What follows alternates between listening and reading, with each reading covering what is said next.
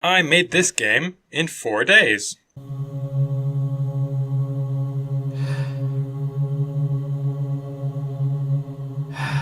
I took a week off of developing Return to Sender to take part in the BlackThornProd Game Jam, which is supposed to last a week, but due to family reasons I couldn't work for 3 of the days, so that left me with 4. The theme was less is more. I spent some time trying to come up with a good take on the theme.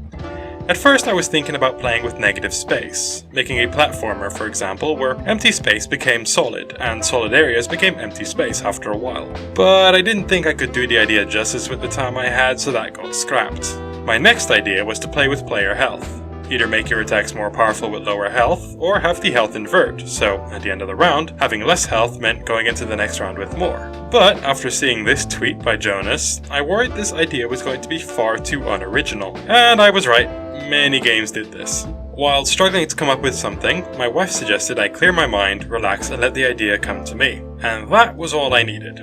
Clearing one's mind, or meditation, would perfectly encapsulate the concept of less is more. So I started to think about how I could turn that into a game mechanic.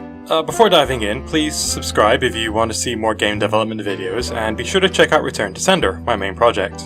Anyway, the idea I came up with is controlling a representation of your focus, and collecting breathe in and breathe out pickups to focus on your breathing, while avoiding distracting thoughts that take the form of stress words floating across the screen. By the end of day 1, you could control the little focus circle, collect the pickups, and avoid one stress word that flew across the screen. Behind the scenes was a tension counter that ticked up over time, and went down when you breathe, and shot up when you touched the stress word. On day 2, I was focused on getting the game mechanically complete. What I needed was a system to spawn in the stress words, and a way to represent the tension. I added a red rectangle that covered the whole screen and set its opacity to be the tension divided by max tension, which practically speaking means it's invisible with no tension, and gets more and more solid until you reach max tension, and it completely blanks the screen.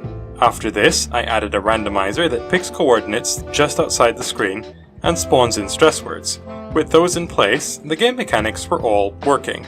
I wanted the game to be prettier, so I traced over a picture of a dude meditating to create a silhouette, and added some 3D particles to spin around him, and used that as the background. I also recorded myself humming and slowed it down in Audacity using the pole stretch feature to create an eerie but calming background noise. I also recorded some breathing sounds and frustration noises for when you hit a stress word.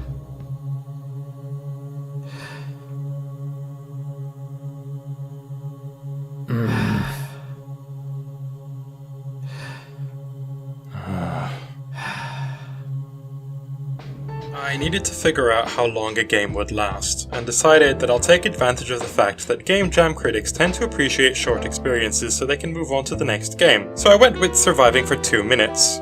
But, in order to not get boring, it gets harder every 30 seconds by increasing the rate at which the tension goes up, the punishment for hitting a stress word, and the number of stress words that can be on screen. So, for day 3 I implemented all that. By the end of the day, I had a main menu and the ability to win or lose. I submitted the project at this point, so if something went horribly wrong and I couldn't do any more, at least it was a complete game. Day 4 was polishing day, so I added a particle trail to the player and particle systems to the pickups. I also animated the meditating man to breathe in and out with the pickups. Finally, I messed around with the effects on Godot's sound buses and added a reverb effect to the background noise, which leaves a very satisfying fade out when winning or losing.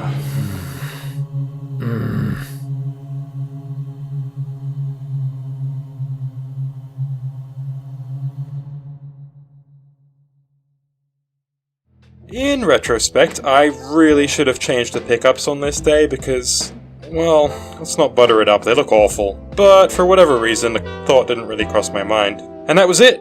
I made the final submission, and waited. The rating period lasted 1 week, so I spent some time rating other games and leaving comments. Got a load of feedback on the game, which was awesome. I'm not used to having so many people play my games and leave feedback, so that was definitely my favourite part of the jam. The results have come back, and yeah, I'm pretty happy.